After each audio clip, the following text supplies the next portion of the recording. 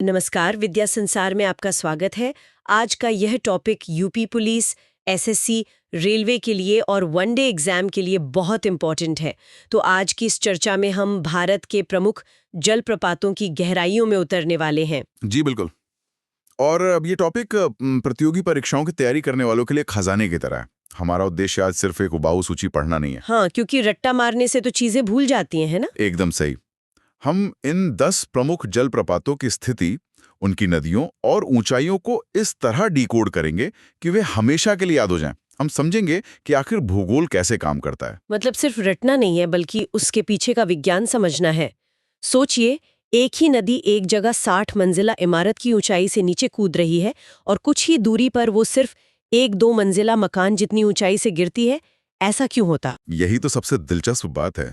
अक्सर लोग जलप्रपातों के नाम और उनके मीटर में दिए गए आंकड़ों को बस रटने की कोशिश करते हैं, लेकिन अगर जमीन की बनावट समझ ली जाए ना, तो ये आंकड़े खुद ब खुद याद हो जाते हैं। तो चलिए भारत के नक्शे पर एक नज़र डालते हैं और शुरुआत करते हैं सबसे ऊंची छलांग से।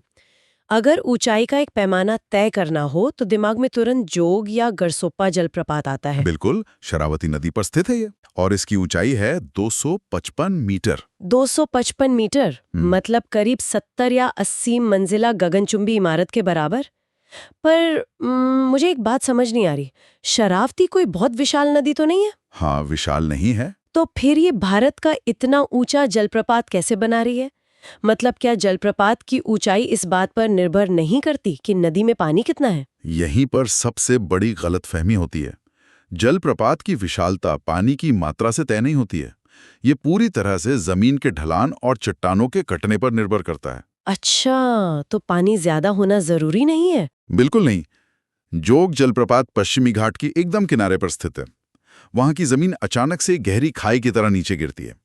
शरावती नदी पठार पर बहते हुए अचानक इस कगार पर पहुंचती है और उसे एक सीधा खड़ा ढलान मिल जाता है। ओह, तो ये एक तरह से किसी ऊंची मेज से अचानक पानी नीचे गिरने जैसा है। मेज का किनारा ही वो पश्चिमी घाट का किनारा है। एकदम सटीक उदाहरण दिया आपने। और पानी की मात्रा चाहे जो भी हो, उसे जमीन के सीधे कटान से नीचे गिरना ही पड़ता है। इसीलिए ये एक टॉप टियर जलप्रपात है। इसके बाद आता है येन्ना जलप्रपात, जो नर्मदा नदी पर है। हाँ, येन्ना की ऊंचाई 183 मीटर है ना? जी, 183 मीटर। लेकिन यहाँ कहानी थोड़ी अलग है। नर्मदा नदी एक भ्रंश घाटी यानी रिफ्ट वैली से होकर बहती है, जो विंध्य और सतपुड़ा के बीच है ना? हाँ। जब जमीन के दो बड़े हिस्से खिसकते हैं तो बीच की जमीन नीचे धंस जाती है। नर्मदा इसी घाटी के कठोर पत्थरों को काटते हुए आगे बढ़ती है, और जहां यह अचानक किसी बड़े फॉल्ट लाइन या गहरी दरार से मिलती है, वहां येन्ना जलप्रपात बनता है। क्या बात है। मतलब जोग इसलिए ऊंचा है क्योंकि जमीन एक किनारे से खत्म हो रही है, और यन्ना इसलिए ऊंचा है क्योंकि जमीन के बीच में एक बहुत बड़ी दरार आ गई है। बिल्कुल सही पकड़ा आपने। ये दोनों ऊंचाई के पैमाने सेट करते हैं। लेकिन अब आते हैं उस विरोधाभास पर जिसका मैंने शुरुआत में जिक्र किया था। नर्मदा नदी पर 183 मीटर ऊंचा यन्ना है, लेकिन इसी नर्मदा नदी पर एक और जलप्रपात है, धुआंधार, और इसकी ऊंचाई सिर्फ 10 मीटर है। हाँ, महज 10 मीटर। एक जगह 183 मीटर और दूसरी जगह सिर्फ 10 मीटर। ये कुछ हजम नहीं हो रहा। एक ही नदी ऐसा बर्ताव कैसे कर सकती है? इस रहस्य का जवाब वहां की चट्टानों में छिपा है। धुआंधार जलप्रपात मध्य प्रदेश के भेड़ाघाट में है।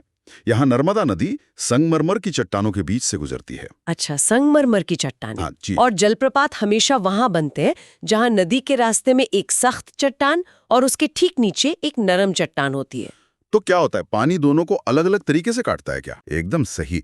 ऊपर की सख्त परत तो टिकी रहती है, लेकिन नीचे की नरम मिट्टी कटने लगती है। इससे होता यह है कि सख्त चट्टान का एक छज्जा सा बन जाता है। जैसे किसी बालकनी की तरह। हाँ, बिल्कुल बालकनी की तरह। जब वो छज्जा बहुत बाहर निकल आता है और अपना ही वजन नहीं संभाल पाता, तो वो टूट के नीचे गिर जाता है। ढलान बहुत गहरा नहीं होता, लेकिन चट्टानों का ये खेल नदी को 10 मीटर नीचे गिरने पर मजबूर कर देता है। अरे वाह। और पानी इतनी तेजी से गिरता है कि उसकी बूंदें हवा में एक धुंध बना देती हैं, इसीलिए इसे धुआंधार कहते हैं। जी बिल्कुल।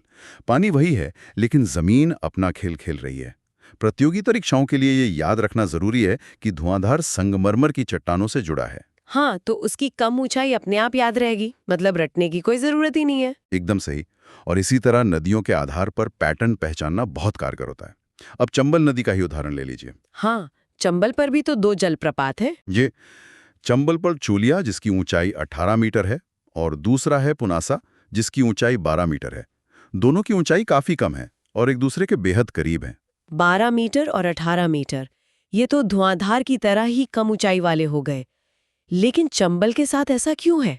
क्योंकि चंबल नदी जिस इलाके से बहती है वो बीहड़ और खड्ड के लिए जाना जाता है। वहां की जमीन में बहुत गहरी फॉल्ट लाइंस या ऊंचे कगार नहीं है। अच्छा, तो वहाँ वैसी भौगोलिक स्थिति ही नहीं है। बिल्कुल, वहां का पठार एक समान ऊंचाई वाला है और पानी मिट्टी को गहराई तक काटता है। घाटियां बनती हैं लेकिन 200 मीटर ऊंचे जलप्रपात बनने की स्थिति नहीं पैदा होती। तो जो लोग सुन रहे हैं उनके लिए ये याद रखना बहुत आसान है कि चंबल नदी का मतलब है कम ऊंचाई वाले जलप्रपातों का जोड़ा, चूलिया और पुनासा। हाँ, जब भी परीक्षा में चंबल का नाम आए तो कम ऊंचाई वाले विकल्प खोजना एक स्मार्ट रणनीति हो सकती है। ये तो एक शानदार पैटर्न हो गया। नर्मदा के पास 2 एक्सट्रीम्स हैं और चंबल के पास 2 छोटे और समान ऊंचाई वाले। बिल्कुल, ये ग्रुपिंग दिमाग में एक साफ नक्शा तैयार कर देती है। चलिए, विशाल और छोटे जलप्रपातों की कहानी तो पल्ले बंद गई। अब जरा उन सवालों का रुख करते हैं जो परीक्षा में अक्सर गुगली बनकर आते हैं। और यहाँ एक ऐसा नाम है जो पक्का चकमा देता है, वो है बिहार जलप्रपात। हाँ, ये परीक्षा बनाने वालों का पसंदीदा सवाल है। होना भी चाहिए। अगर सवाल आता है कि बिहार जलप्रपात किस नदी पर स्थित है, तो हर कोई सोचेगा कि इसका संबंध बिहार राज्य से है, लोग कोसी या गंगा टिक कर देंगे। और वही गलती हो जाती है। बिल्कुल, क्योंकि वास्तविकता यह है कि ये टोन्स नदी पर स्थित है और इसकी ऊंचाई 100 मीटर है। ये नाम वाला धोखा क्यों है? ये परीक्षार्थियों की सतर्कता जांचने का एक तरीका है। उन्हें ये कंठस्थ होना चाहिए कि इसका सीधा संबंध टोन्स नदी से है। टोन्स नदी का जो जल ग्रहण क्षेत्र है वो एक पहाड़ी और पथरीला इलाका है। अच्छा। जब ये नदी पठारी क्षेत्र से नीचे की ओर बढ़ती है तो 100 मीटर का एक बहुत ही शानदार वर्टिकल ड्रॉप बनाती है। बाप रे, 100 मीटर! ये तो कोई छोटी ऊंचाई नहीं है। जी, 100 मीटर इसे एक बहुत ही शक्तिशाली मध्यम श्रेणी का जलप्रपात बनाता है। तो ये बात दिमाग में फिक्स कर लेनी चाहिए कि बिहार नाम सुनकर राज्य की तरफ नहीं भागना है, बल्कि टोन्स नदी और 100 मीटर याद रखना है। एकदम सही बात है। अच्छा, मध्यम श्रेणी की बात निकली है तो इस श्रेणी में 2 और बहुत महत्वपूर्ण जलप्रपात हैं। एक है शिव समुद्रम जो कावेरी नदी पर 90 मीटर ऊंचा है और दूसरा है हुंड्रू जो स्वर्ण रेखा नदी पर 74 मीटर ऊंचा है। जी, ये प्रायद्वीपीय भारत का हिस्सा है। हाँ, तो अभी हमने पश्चिमी घाट और भ्रंश घाटी की बात की। इन दोनों के बनने के पीछे क्या विज्ञान है? ये पठारी जमीन का एक बेहतरीन उदाहरण है। सबसे पहले शिव समुद्रम को देखते हैं। ये दक्कन के पठार पर है जो बेहद कठोर ज्वालामुखी चट्टानों से बना है। Volcanic rocks. हाँ, कावेरी नदी इस पठार पर बहती है। जब ये कठोर चट्टानें अचानक खत्म होती हैं और जमीन का स्तर गिरता है, तब कावेरी नदी 90 मीटर नीचे गिरकर शिव समुद्रम का निर्माण करती है। अच्छा, तो यहाँ पानी तो बहुत होता है, लेकिन जमीन का ढलान जोग जितना नहीं है। बिल्कुल, इसलिए ही ये 90 मीटर पर ही रुक जाता है। और अब हुंड्रू जलप्रपात को देखिए। यह स्वर्ण रेखा नदी पर है जो छोटा नागपुर के पठार से बहती है, जहाँ बहुत सारे खनिज पाए जाते हैं। जी, यह पठार खनिजों से भरा हुआ एक अलग ही तरह का कठोर भूभाग है। स्वर्ण रेखा नदी जब रांची के आसपास के पठारी किनारों से नीचे मैदानी इलाकों की तरफ बढ़ती है तो वो 74 मीटर की ऊंचाई से गिरकर हुंड्रू बनाती है। अगर इन आंकड़ों को ध्यान से देखा जाए, 100 मीटर टोन्स पर, 90 मीटर कावेरी पर और 74 मीटर स्वर्ण रेखा पर, ये एक मिड रेंज फोल्डर की तरह काम करते हैं। बिल्कुल, इन्हें एक समूह की तरह याद किया जा सकता है। अच्छा, इन सब मुश्किल सवालों के बीच एक जलप्रपात ऐसा भी है जो याद रखने में सबसे आसान लगता है। वो है गोकक जलप्रपात। इसकी ऊंचाई 55 मीटर है और यह गोकक नदी पर ही स्थित है। हाँ, यह किसी बोनस सवाल से कम नहीं है। एकदम फ्री के नंबर है ये तो। बिल्कुल, कई बार नदियां अपने उद्गम या किसी खास क्षेत्र के नाम पर ही जानी जाती हैं।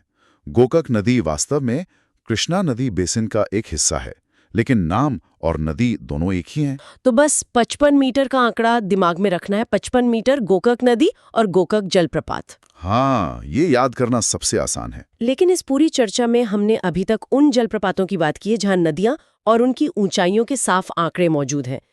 अब एक ऐसा नाम आता है जो इस पूरे पैटर्न को तोड़ देता है। वो है पाइकारा जलप्रपात। जी, पायकारा बहुत ही अलग है। यहाँ किसी विशेष नदी के बजाय सिर्फ एक क्षेत्र का नाम है, नीलगिरी क्षेत्र। और सबसे अजीब बात तो ये है कि इसकी ऊंचाई का कोई निश्चित आंकड़ा ही नहीं दिया गया है। ऐसा क्यों? यह भूगोल का एक बहुत ही दिलचस्प पहलू है। कुछ प्राकृतिक स्थान किसी एक नदी की धारा से ज्यादा उस पूरे इकोसिस्टम का हिस्सा होते हैं।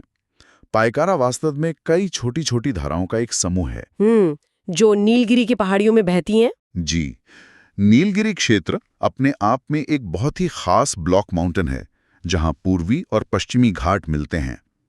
पायकारा जलप्रपात किसी एक ऊंचे कगार से अचानक नीचे नहीं गिरता। तो फिर कैसे गिरता है? यह सीढ़ियों की तरह कई छोटी छोटी ऊंचाइयों से होते हुए नीचे आता है। ओह, तो मतलब इसे किसी एक वर्टिकल ड्रॉप की तरह मापना मुश्किल है। एकदम सही।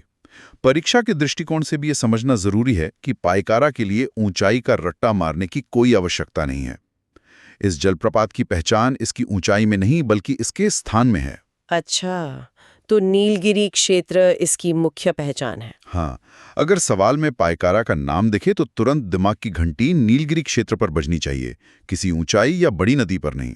ये एक बहुत ही बड़ी राहत है कि कुछ चीजों में आंकड़े याद ही नहीं करने हैं, सिर्फ जगह याद रखनी है। बिल्कुल, और यही स्मार्ट स्टडी का तरीका है। तो हमने पश्चिमी घाट के किनारे से लेकर नर्मदा की भ्रंश घाटी, चंबल के बीहड़ों, छोटा नागपुर के पठार और नीलगिरी की पहाड़ियों तक का सफर तय कर लिया। जी, अगर इस पूरी भौगोलिक यात्रा को हम एक साथ समेटें तो तस्वीर काफी साफ नजर आती है। तो चलिए क्विक रिकैप करते हैं। हमने शुरुआत की थी ऊंचाइयों के बादशाह जोग या गरसोपा से, शरावती नदी पर 255 मीटर की छलांग। फिर हमने नर्मदा नदी की भ्रंश घाटी देखी, जहां 183 मीटर गहरा यन्ना जलप्रपात बनता है। और उसी नर्मदा नदी पर हमने देखा कि कैसे संगमरमर की चट्टानों के बीच सिर्फ 10 मीटर ऊंचा लेकिन बेहद तेज धुआंधार जलप्रपात है। इसके बाद चंबल नदी के पठारी इलाके के कम ऊंचाई वाले जोड़े को समझा हमने, चूलिया 18 मीटर और पुनासा 12 मीटर। बिल्कुल। फिर आए हमारी गुगली बिहार जलप्रपात, जो टोंस नदी पर है और पूरे 100 मीटर ऊंचा है। और फिर मध्यम श्रेणी की जलप्रपात कावेरी नदी पर 90 मीटर का शिव समुद्रम और स्वर्ण रेखा नदी पर 74 मीटर का हुंड्रू। हाँ, और बोनस सवाल, गोकक जलप्रपात 55 मीटर। और अंत में पायकारा, जो बिना किसी ऊंचाई के आंकड़े के नीलगिरी क्षेत्र की पहाड़ियों की पहचान है। ये पूरा वर्गीकरण सिर्फ एक सूची नहीं है, बल्कि भारत के भूगोल का एक बहुत ही शक्तिशाली मॉडल है। बिल्कुल सही कहा आपने। लेकिन इस चर्चा को खत्म करने से पहले मैं एक ऐसा विचार सामने रखना चाहूंगा जो शायद जलप्रपातों को देखने का पूरा नजरिया ही बदल दे। अरे वाह, मैं सुनने के लिए बहुत उत्सुक हूँ, बताइए। आज हम जिन आंकड़ों को रट रहे हैं, जैसे 255 मीटर या 10 मीटर, हमें लगता है कि ये हमेशा से ऐसे ही थे और हमेशा ऐसे ही रहेंगे। हाँ, तो क्या ऐसा नहीं है? भूविज्ञान में ऐसा नहीं होता। प्रकृति एक रुकी हुई तस्वीर नहीं है, बल्कि एक चलती हुई फिल्म है। क्या आपको पता है कि जलप्रपात समय के साथ पीछे की तरफ खिसकते हैं? पीछे की तरफ मतलब नदी के बहाव के विपरीत दिशा में? ये कैसे संभव है? अभी हमने धुआंधार की बात की थी ना, कि पानी नरम चट्टान को काटकर एक छज्जा बनाता है और फिर वो छज्जा टूटकर गिर जाता है। हाँ बिल्कुल, छज्जा टूट जाता है। तो जब वो छज्जा टूटता है तो जलप्रपात का किनारा थोड़ा पीछे चला जाता है। ये प्रक्रिया लाखों सालों से चल रही है। ओ माय गॉड, मतलब वो लगातार कट रहा है। जी, भूवैज्ञानिक समय के अनुसार जो जलप्रपात आज जहां है, वो हजारों साल पहले नदी के बहाव में थोड़ा आगे था और हजारों साल बाद वो कट कट के थोड़ा और पीछे चला जाएगा। क्या बात कर रहे हैं? जी बिल्कुल। और इस कटाव के कारण इनकी ऊंचाइयां भी लगातार बदल रही हैं। जो यन्ना आज 183 मीटर है, हो सकता है भविष्य में उसकी ऊंचाई कुछ और हो। ये सचमुच एक बहुत ही अद्भुत विचार है। हम इन जलप्रपातों को एक स्थायी सत्य की तरह देखते हैं, लेकिन असल में वे समय और पानी के बीच चल रही एक अंतहीन